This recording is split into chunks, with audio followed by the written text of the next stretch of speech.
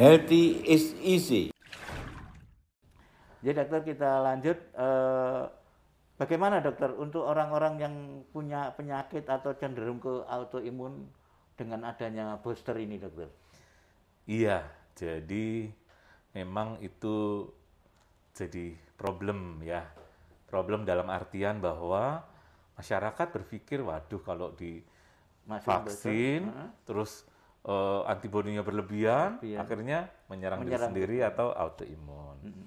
Nah, sekarang ini karena sudah cukup lama kita bervaksin ria ya dok ya, jadi sudah mulai keluar penelitian-penelitian. Kebetulan saya sedang menulis tentang hal itu. Jadi vaksinasi pada penyakit autoimun yang akan nanti jadi salah satu bab dalam buku Pedoman Imunisasi Dewasa Nasional yang akan diterbitkan mestinya tahun ini. Nah, di situ ternyata banyak penelitian yang menunjukkan bahwa keamanan vaksin itu sangat baik dan tidak terbukti dia menimbulkan penyakit autoimun atau dia membuat kambuh penyakit autoimun itu. Gitu ya. Nah, keluhannya itu sebenarnya hampir sama dengan orang sehat divaksin. Ada yang sakit kepala, mungkin ada yang mual, ada yang demam, linu-linu. Ternyata mirip-mirip, tapi tidak membuat penyakit autoimunnya jadi berat. Jadi tidak membuat penyakit autoimun jadi berat dan tidak menimbulkan autoimun.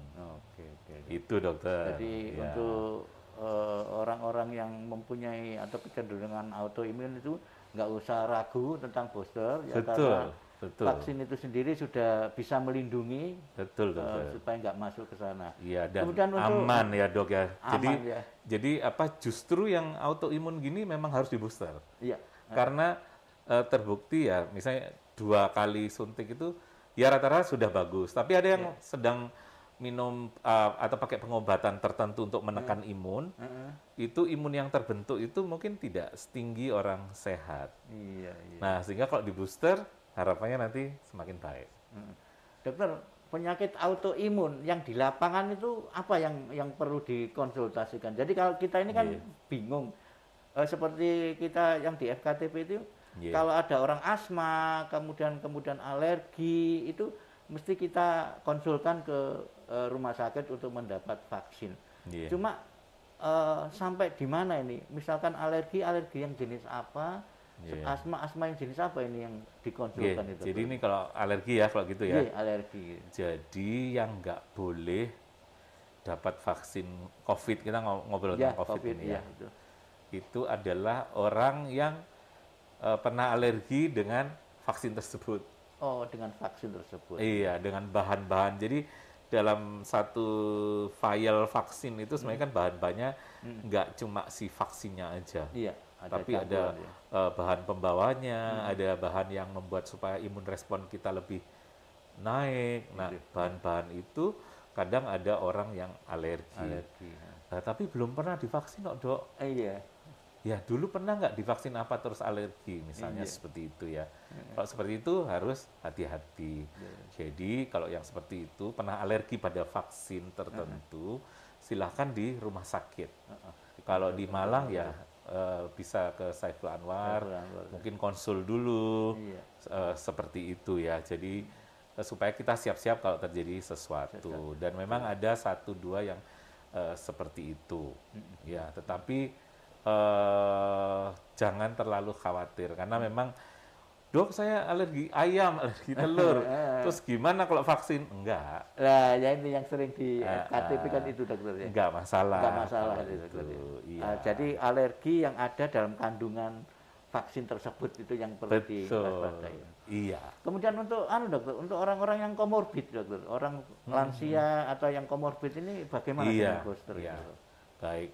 Jadi kalau orang yang punya komorbid, misalnya diabetes, hipertensi, terus mungkin lansia. Kalau lansia itu kan imunnya itu memang kurang. Rendah ya. Jadi ada istilahnya imunosenescence itu ya sel-sel imunnya juga sudah berkurang. Ya, terus termasuk pasien autoimun tadi juga imunnya kurang. Nah, justru karena itulah perlu di booster karena pada suntikan yang pertama 2 dosis itu kadang-kadang bisa terjadi kalau ada komorbid, sudah lansia itu ternyata respon imunnya itu tidak setinggi dibandingkan orang yang sehat atau sehat umurnya atau ya umurnya masih muda, sehingga memang harus dijus lagi. dijus lagi. Berarti ada suntikan ke 1, 2, 3 gitu dokter? Bukan, yang 3 ini yang booster kan? Pasti booster ya dokter? Ya, booster. Jadi kan kalau vaksin COVID kan ya 1, 2 itu. 1. Sinovac 1, 2 adalah full dose Sinovac. Itu maksudnya itu. Ada nggak kira-kira dokter, suntikan pertama, suntikan kedua, setelah dicek imunnya masih rendah, perlu disuntik ketiga, tapi bukan booster, ada nggak dokter itu? Tidak ada yang suntikan 3 kali, nggak ada. Nggak ada ya, 2 kali pasti sudah cukup ya, meskipun imunnya rendah, masih rendah. Betul, gitu. jadi memang 2. Jadi misalnya Sinovac, terus yang Sinovac lagi gitu, ternyata tidak terlalu tinggi juga. Oh, gitu ya. Makanya boosternya pakai yang lain. Jadi memang sudah ada penelitiannya seperti itu, gitu.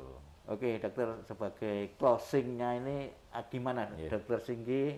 Atau ada pesan-pesan dokter Singgi untuk warga sekitar Malang atau untuk masyarakat yang menikmati Omikron saat ini yang tinggi ini dokter? Iya, baik. Yang pertama, Omikron itu adalah COVID sama. Dan bisa menjadi berbahaya ya. Bisa meninggal, terutama kalau udah sepuh, ada komorbid.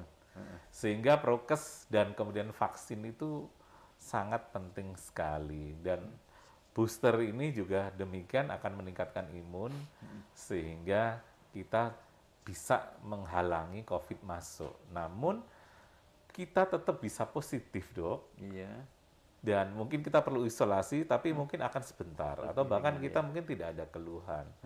Jadi vaksin itu kadang masih gagal menghalangi, kita masih positif. Masih positif ya. Namun tidak ada gejala atau ringan. Kalau dimasukkan rumah sakit juga mungkin tidak lama. Ya.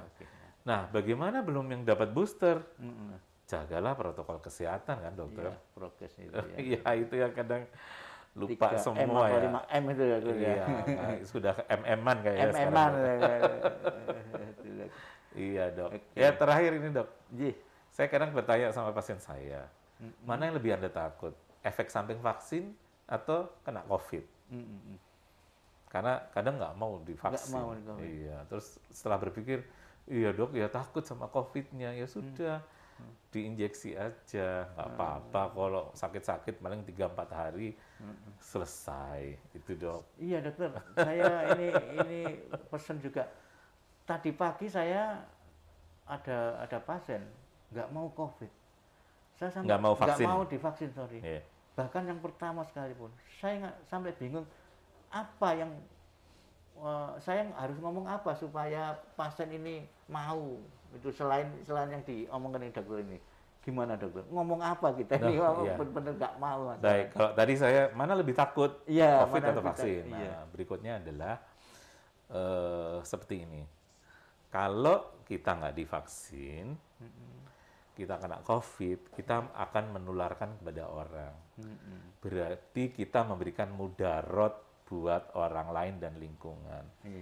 Rasanya semua agama di dunia ini tidak ada yang menyuruh umatnya untuk memberikan mudarat bagi banyak orang.